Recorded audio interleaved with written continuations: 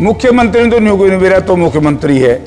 अर्जुन सा टाह दिया, वो न्यू समझे कि मैं मुख्यमंत्री हूँ। ये जनता के साथ और देश के साथ बड़ी बेईमानी है। तो ड्रामा है। इन्होंने करोड़ रुपया नहीं दिया, करोड़ रुपया वहां की लोकल गवर्नमेंट ने दिया था। एक पास हो बैठ जाए, एक पास हो बैठ जाए, डंडा रखे तो डराए रखे सारे। और सर्वे की वजह से मेरा जुगाड़ बना, नहीं तो काम डूब लिया था। कि ऐसी नालायक और नकम्मी सरकार हमारी महेंद्रगढ़ भी आनी तो गई बाई डिफॉल्ट। वही वही वही वही वही भीतरघात हुआ, बहुत कोशिश करी, लेकिन ये पल्ले कुछ नहीं पाया। भीतरघात आ के वहां थोड़ा सा मामला क्षेत्रवाद का नारा दे करके, जातीय उन्माद बढ़ा करके बीजेपी ने उनका लाभ उठाने का प्रयास किया। और जहां तक कुरुक्षेत्र हमारे सहयोगी लड़ रहे थे, जबकि हमारे इलाके से हमने तो आप पार्टी को भी जितवा दिया, कलैत में, पेवा में, बड़े नेता के 17,000 से आ गया। उसका नहीं, मैंने मेरा रिजल्ट कुकर है। हाँ तो मत तो यार गुंडागर्दी का राज आज राज है कि मुख्यमंत्री ने तो न्यू कोई नहीं, मेरा तो मुख्यमंत्री है। अर्जुन सा टाह दिया, वो न्यू समझे कि मैं मुख्यमंत्री हूँ। तो रोड़ा न्यू मेरे न्यू नहीं, मेरा पड़ता मुख्यमंत्री इन धनुआ में से कौन सा। जब हम चर्चा कर रहे थे, श्रवण कुमार जी थे देश के चोटी के पत्रकारों में विश्लेषक, तो उन्होंने कहा कि अग्निवीर जो है ये जनता के साथ और देश के साथ बड़ी बेईमानी है। उन्होंने कहा कि कोई एक ऑब्जर्वर क्या एक पत्रिका आई है, उसमें ये आया कि 2035 तक पाकिस्तान और चाइना मिलकर हिंदुस्तान पे वार कर सकते हैं और 2035 तक भारतवर्ष की सेना 0 हो जाएगी। 4 साल में तो जनरल साहब कहते हैं कि हम जीप का ड्राइवर कौन बना दे, टैंक कैसे चलाएगा वो, तोप कैसे चलाएगा, मिसाइल कैसे चलाएगा। तो ये ड्रामा है। सेकंड, उन्होंने कहा कि ना उनको शहीदी का दर्जा, ना जो प्रॉफिट मिलने चाहिए थे वो, और दूसरा जो मेरा व्यक्तिगत राय है कि सेना हमारे 2 जगह काम आती है, देश की सुरक्षा के लिए, देश को अनुशासित करने के लिए, और रोजगार से जुड़ी है। बच्चों को रोजगार मिलता है उससे। तो आज बच्चों का रोजगार बंद कर दिया, देश की सुरक्षा को खतरा है।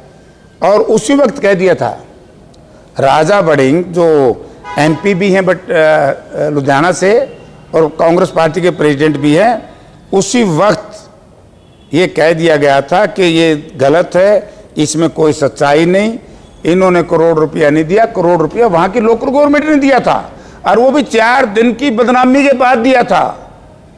सबसे पहले पंजाब का बच्चा शहीद हुआ था। भारत सरकार कुछ नहीं देती, और उस राजनाथ सिंह ने खड़े होके, क्योंकि राजनाथ भी बेचारा क्या करे, एक पास हो बैठ जाए, एक पास हो बैठ जाए, डंडा रखे तो डराए रखे सारे। बड़ा ऊट काम हो रहा है, क्योंकि CIA स्टाफ है, इस तरह का बीजेपी का सौदा हो रहा है। अभी अमित शाह और पे अपनी बात वहां कहेंगे, यहाँ नहीं बोलेंगे। तो वो क्यों कहती हैं पब्लिक में? अब उनकी बात उनसे पूछो ना। ना ना मैं ना मैं तो ना हमें ना पार्टी की बात मैं यहाँ नहीं करूँगा। पार्टी की बात हम यहाँ नहीं करेंगे। तो क्लास से कौन लड़ेगा? जिसको पार्टी टिकट देगी।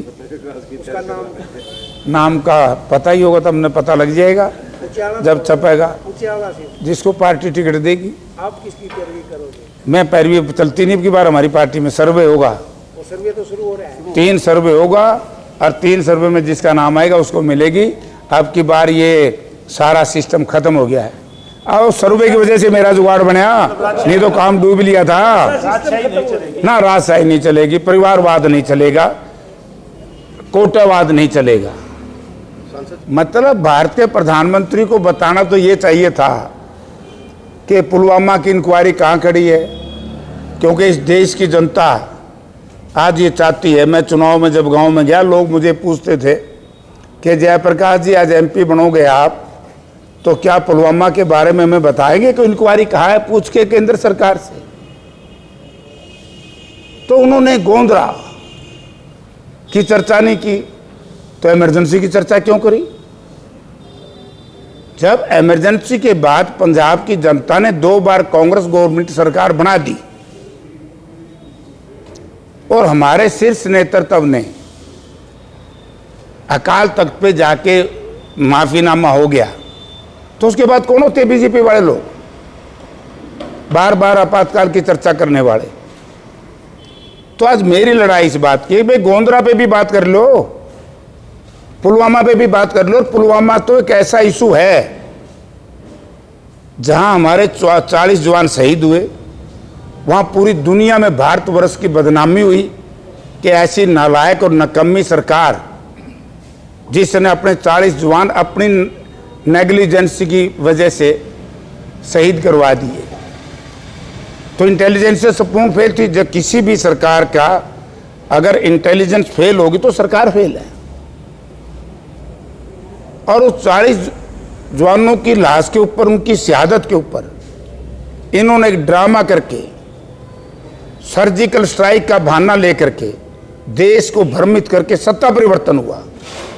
ये तो बहुत खतरनाक इशू है।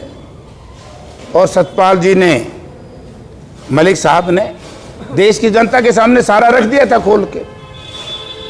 तो सारी नाकामी छुपाने के लिए बार बार मैं बीजेपी के साथियों से कहना चाहूँगा और आपके माध्यम से इस प्रदेश और देश की जनता से कि इन पाखंडियों से बचो।